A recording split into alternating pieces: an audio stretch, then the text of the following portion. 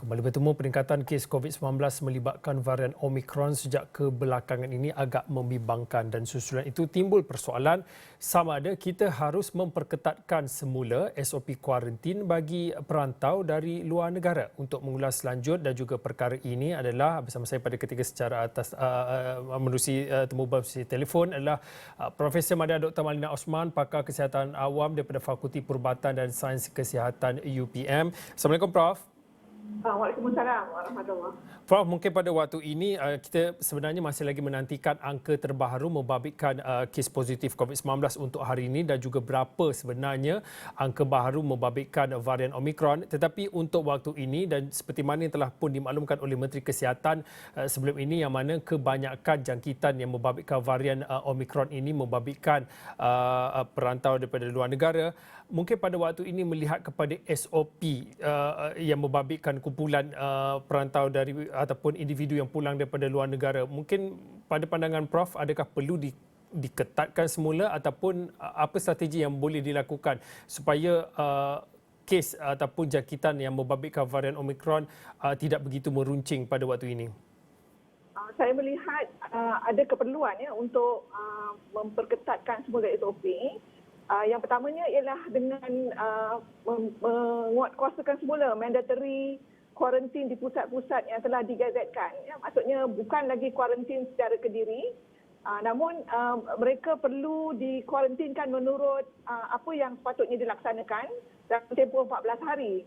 Dan dalam masa yang sama, saya juga ingin mencadangkan supaya mereka yang akan keluar negara, walaupun telah lengkap booster, dos penggalak, namun bagi mereka yang sepatutnya perlu mengambil dos penggalak, perlu diwajibkan terlebih dahulu sebelum dibenarkan untuk mengembara keluar negeri. Ya.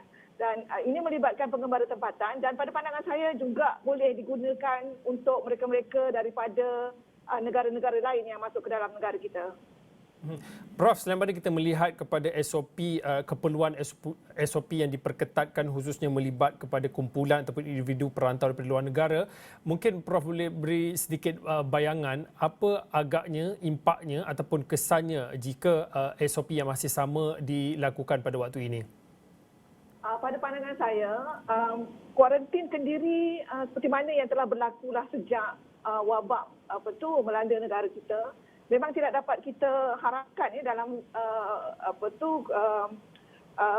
perancangan kita untuk mengekang penularan, sebab biasanya mereka yang diberikan arahan untuk kuarantin kendiri biasanya gagal untuk menguatkuasakan peraturan tersebut ke atas diri mereka sendiri. Ada yang akan melanggar SOP tersebut dan juga memberikan ruang kepada potensi penularan kepada individu-individu yang di sekeliling. Dan dalam konteks sekarang ni kita lihat bahawa terdapat kelonggaran banyak SOP-SOP yang mana kebenaran makan, minum di restoran dan sebagainya.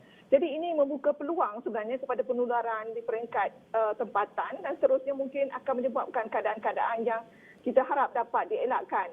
Dan dalam masa yang sama, sedikit tambahan daripada cadangan saya sebelum ini, kos kuarantin itu perlu diberikan kepada pengembara itu sendiri. Maksudnya ditanggung sepenuhnya oleh mereka-mereka yang akan masuk ke Malaysia, juga kepada pelajar tempatan yang kembali ke negara kita. Prof, mungkin pada waktu ini mungkin juga boleh kongsikan sedikit pandangan berkaitan dengan cabaran untuk mengendalikan COVID-19 pada waktu ini. Dalam masa yang sama, kita tahu beberapa buah negeri dan masih ramai lagi yang terpias ataupun terjejas akibat musibah banjir di beberapa buah negeri. Juga KKM juga telah pun sebelum ini telah pun meluahkan kebimbangan khususnya melihat kepada penyakit bawaan air ataupun penyakit berjangkit berkaitan dengan musibah banjir. Mungkin pada waktu ini cabaran untuk mengendalikan ataupun menguruskan gelombang baru jika ada mungkin selepas ini berkaitan dengan kehadiran kes membabitkan varian Omicron ini, Prof. Betul, penguatkuasaan SOP seperti mana yang saya cadangkan tadi adalah melihat kepada potensi tularan ini berlaku, yang mana dalam keadaan sekarang ini banyak tempat-tempat yang terjejas dari segi pemantauan dan juga pemberian vaksin yang berkaitan dengan dos penggalak dan juga mereka-mereka yang masih belum mendapatkan vaksin. Jadi keadaan yang kita sebut sebagai bencana berganda ni di tempat-tempat tertentu memang sedikit sebanyak akan menjejaskan pemantauan dan juga kawalan terhadap jangkitan COVID-19 dan juga kita menghadapi ancaman kepada penyakit bawaan air dan juga makanan di tempat-tempat tersebut. Tidak boleh tidak pada pandangan saya dalam tempoh yang pantas saya berpendapat penguatkuasaan di pintu masuk negara bagi mengekang penularan Omicron untuk berlaku di negara itu perlu dilaksanakan secepat yang boleh sebab sekiranya menular kita tahu bahawa penularan Omicron ni lebih pantas berbanding dengan Delta dan kita tidak sanggup rasanya untuk menghadapi keadaan seperti mana yang sedang melanda di US dan beberapa buah negara Eropah. Dan kita harap tindakan segera pantas daripada Kementerian Kesihatan dapat melakukan tindakan-tindakan yang kita cadangkan dan kita berharap Omicron tidak menular dan mereka-mereka yang terlibat di tempat-tempat yang dilanda musibah dapat mengelakkan diri mereka dari dijangkiti COVID dan juga penyakit-penyakit lain yang sedang melanda. Mungkin sedikit yang terakhir sekali Prof, nasihat untuk masyarakat dan juga komuniti supaya kita sama-sama untuk beringat antara satu sama lain berkaitan dengan jangkitan yang membabitkan varian Omicron ni Prof.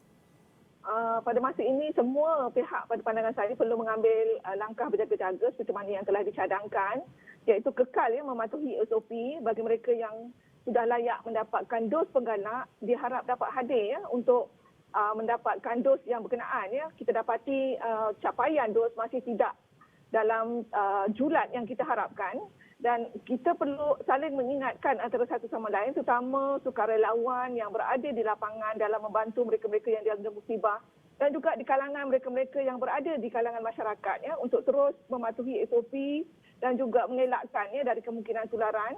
Dan satu lagi untuk ujian saringan kendiri yang mana bagi mereka-mereka yang terdedah kepada risiko jangkitan diharap dapat melaksanakannya bagi membolehkan kita mengesan potensi tularan ataupun kluster baru dapat dilaksanakan dengan lebih cepat dan mengelakkan tularan yang lebih besar.